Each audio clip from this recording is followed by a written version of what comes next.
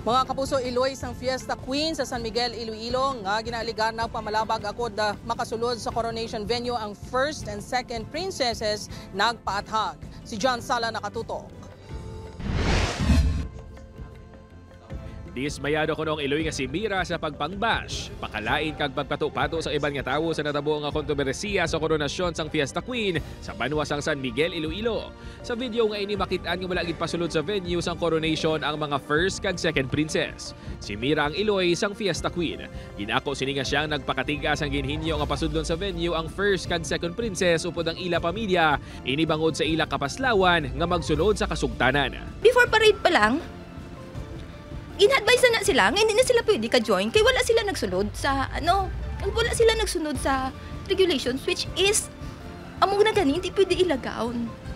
Since nag-resist sila, nagpanaog sa resolution on the spot, ang board. Dugang panimira, hindi man bangod sa gown o kung corona ang ginalain sang iya buot bangod makabi nga nahuyan ang iya bata. Sa pagkamatuod suno sa iya, matapos ang malawig nga diskusyon kag pagbinag-binag, nagpasugot man ini kuntani nga makasulod na lang sa venue ang mga natungdan. Apang sang among tion, nagpamalibad ng mga ini. Ang tsura sang akon bata, ginabuli nila nga ito, amo ni, basta may mga memes na subungan nagaguluwa, sir. Amugin nang hindi ko manamiyag. Nagpaiway na nga maghatag sang pahayag ang head sang organizing committee apang magapatigayon kuno sila sang press conference matapos ang eleksyon agud maklaruhan ang tanan sa natabo.